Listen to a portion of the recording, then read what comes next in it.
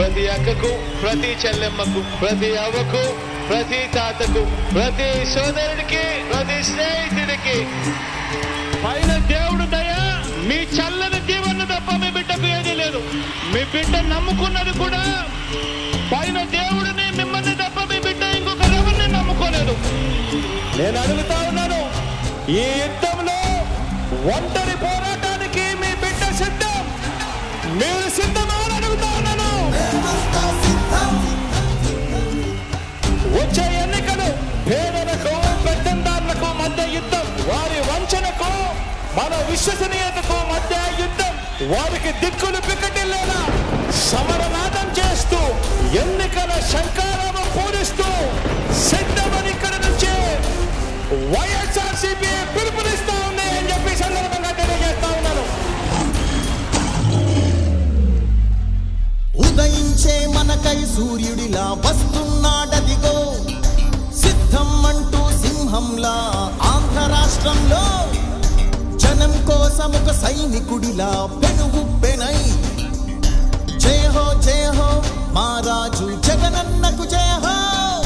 జై జై జగన్, జై జై జగన్, జై జై జగన్, జై జై జగన్, జై జై జగన్, జై జై జగన్, జై జై జగన్, జై జై జగన్, జై జై జగన్, జై జై జగన్, జై జై జగన్, జై జై జగన్.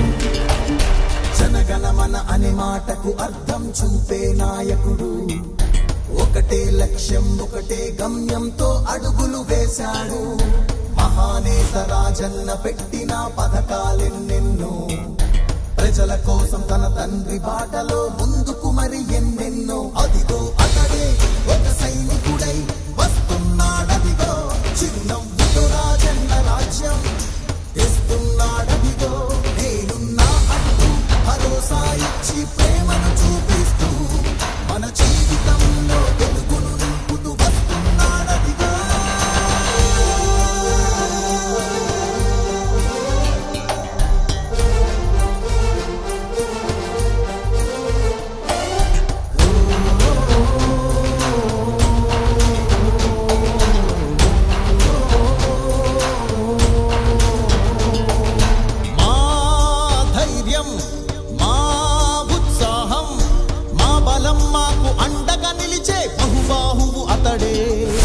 జనమెరిగిన సత్యం, జనమెచ్చిన ఓ వరం, ప్రజల కోసం పరితపించే ప్రజా బంధువతడే.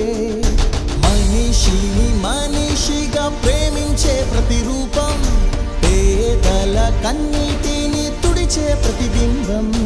మీ అడుగుల పయనం నవ్వుతూ సహనం, మా నమ్మకం. మీ బిడ్డ 5 సంవత్సరాల కిందట ఏదైతే హామీలు ఇచ్చామో ఆ హామీలన్నీ కూడా ఒక భగవద్గీత గాను, ఒక బైబిల్ గాను, ఒక ఖురాన్ గాను భావిస్తూ ఆ మేనిఫెస్టోలో చెప్పిన ఏకంగా 99% హామీలను అమలు చేసి ఏ పార్టీకైనా ఉంది అని అంటే అది ఒక్క వైఎస్ఆర్ కాంగ్రెస్ పార్టీకి మాత్రమే ఉంది అని కూడా చెప్పడానికి గర్వపడతా ఉన్నాను. మీ ఇంట్లో మీకు మంచి జరిగి ఉంటే మాత్రం మీ బిడ్డకు మీరే సైనికులుగా నిలబడండి అని చెప్పి ఈ సందర్భంగా మిమ్మల్ని అందరినీ కూడా విజ్ఞప్తి చేస్తా ఉన్నా.